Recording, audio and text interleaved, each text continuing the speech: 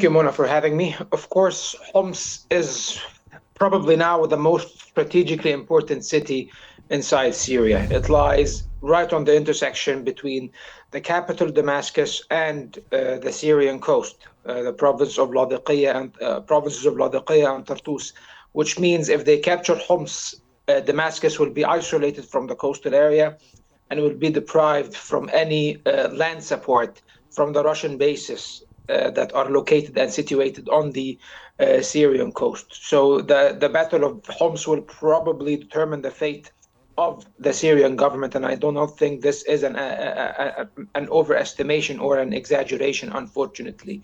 Right now, Syrian rebels are attacking the Homs governorate. They have not captured the city yet. However, we have seen reports of the Syrian army, unfortunately, withdrawing from many positions with minimal resistance.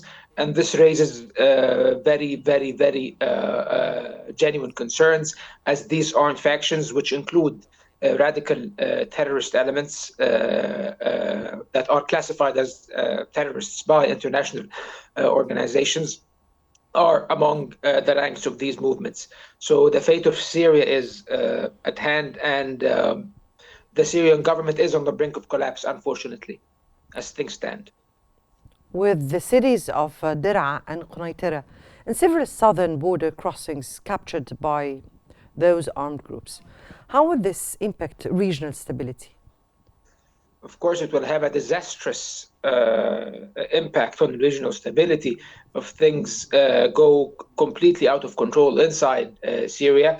The armed factions and the militants now control the entire border, almost the entire border with Jordan, and they also control the border between Syria and the occupied Syrian Golan Heights, which are occupied by Israel, of course, with the capture of Qnews and the capture of Dir'a and most of the province of Dir'a, which is a very dangerous development. And now it is reported that these militants have reached, or they claim to have reached, the southern countryside surrounding the capital, Damascus, which is a very dangerous development. And what even makes it more dangerous is that the governorates of Dir'a and Suwaidat and the city of Qnews were basically surrendered by Syrian government forces without any meaningful resistance, even though they possess the numbers and the capabilities and the equipment to put up a fight. So again, this raises very legitimate questions about Syria's ability to continue this war to defend the unity of its own territories. Now, can Baghdad's ministerial summit and the tripartite meeting of the Asitana framework ministers in Doha serve to affect the trajectory of the crisis? Unfortunately, it's too late for any political process, unfortunately. Right now, as things stand, the battlefield situation is escalating and the events are developing very rapidly. It seems that any political gestures or plans or settlements will be undercut by the rapid nature of the battlefield development. So I think that the Astana framework or the tripartite meeting of the foreign ministers in Baghdad, or even the discussions happening today in Doha between many Arab countries and Russia and Turkey and Qatar and others and Iran, I think it's any political settlement might be reached within light of what the battlefield will result in. Now, Dr. Osman, Iran and Russia's relative absence on this battlefield, this is really raising serious questions. Has Syria been left on its own or to its own devices? So it seems, unfortunately, Mona. So it seems. Russia firmly controls its bases and its regions of influence inside Syria on the Syrian coast, and it seems that the militants are not attacking these areas in order not to provoke a heavy-handed Russian response.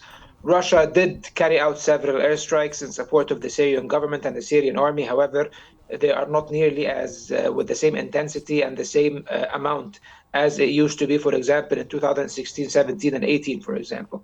However, it's very interesting because according to Bloomberg, and many other sources, the Russian government, when the Syrian government requested military aid from Russia, the Russians informed them that they are ready to give them aid on condition that their army does not withdraw and surrender strategic positions without a fight. And they told them that they're not willing to do their own fighting, basically, in layman's terms. We cannot help you. So I think that's very briefly, Dr. Osman, what or how can this serve interests of other players in the region? Of course, Israel has the most to benefit out of this right now. The Syrian government and the collapse of the Syrian state, potential collapse of the Syrian state, is within the interest of the Israeli state, as we all know, because Syria was and still is a staunch ally of Iran and Hezbollah, the main opponents of Israel on that front, and the collapse of the Syrian government will serve to sever the land bridge between Iran and Hezbollah, which might even allow Israel to continue or resume once more its war in Lebanon to completely destroy and incapacitate Hezbollah. So we are poised for much more instability in the future and potentially more Israeli aggression in Lebanon and even in Syria.